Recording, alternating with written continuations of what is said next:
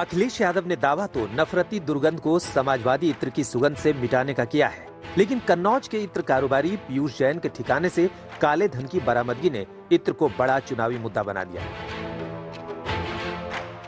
2017 से पहले भ्रष्टाचार का जो इत्र उन्होंने पूरे यूपी में छिड़क रखा था, वो फिर सबके सामने आ गया है।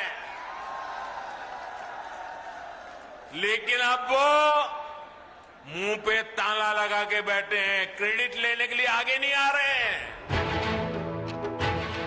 वही इत्र अब सियासी वार और पलटवार का हथियार है। यूं समझिए, उत्तर प्रदेश की चुनावी डगर में सबसे चर्चित शब्द आज इत्र है।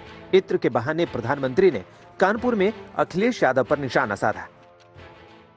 योगी जी की सरकार के काम को देखकर ये लोग ये जरूर कहते हैं कि ये तो हमने किया था, ये तो हमने किया था।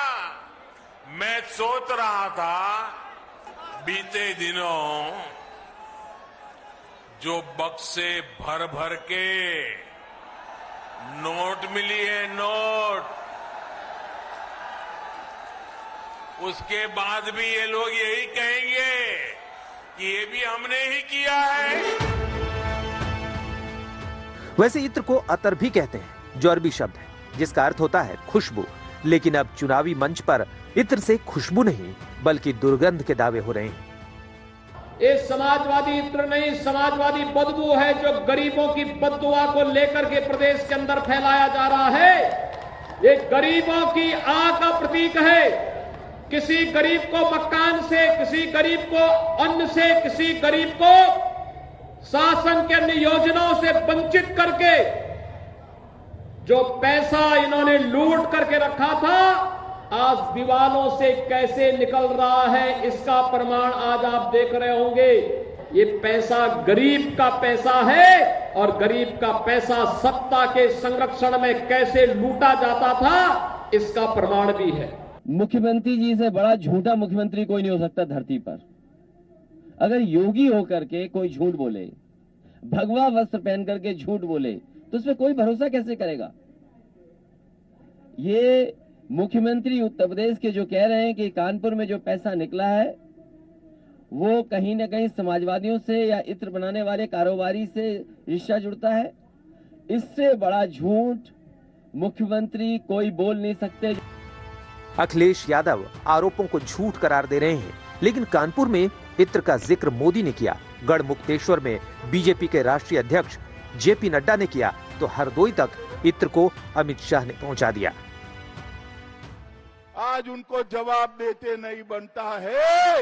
ये समाजवादी अत्तर बनाने वाले के वहां से 250 करोड़ रुपया कैश मिली है। 250 करोड़ रुपया। भाई किसी ने 250 करोड़ रुपया एक साथ जीवन में देखा है क्या? ये यूपी की गरीब जनता का लूटा हुआ 250 करोड़ ये अत्तर वाले के घर से निकला है मित्रों, अत्तर वाले के घर से। मोदी जी ने सत्ता पर आने के पहले कहा था कि भारतीय जनता पार्टी इस देश के अंदर से भ्रष्टाचार को नाबूद करेगी, काला धन को समाप्त कर देगी, समाप्त कर देगी। इत्र की सुगंध पर भांति भांति की टिप्पणी आ रही है। बीजेपी वार कर रही है तो अखिलेश पलटवार को तैयार है। गोमती के रिवर फ्रंट पर 16,000 करोड़ रुपए का बताइए सीबीआई ने केस रजिस्टर किया कि नहीं किया? कितने का घोटाला था? 16,000 करोड़ रुपए। ये छोटे मोटे घोटाले नहीं करते थे, मजा नहीं आता था जब तक 16,000 का घोटाला ना हो। युवा साथी सुन लो, इन्होंने कहा कि मैं 15 लाख लोगों को लैपटॉप दूंगा और 15 लाख लैपटॉप खरीदे थे और बटे सिर्फ 6,25,000। बाकी कहां गए?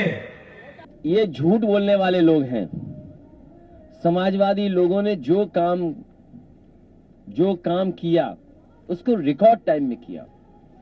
देश में और दुनिया में अगर कभी एक्सप्रेसवेज का ये आकलन होगा कि किस सरकार ने सबसे जल्दी एक्सप्रेसवे बनाया है, तो सबसे आगे समाजवादी पार्टी का नाम होगा कि समाजवादी लोगों ने 323 किलोमीटर का एक्सप्रेसवे 22 महीने में तैयार करके रख दिया।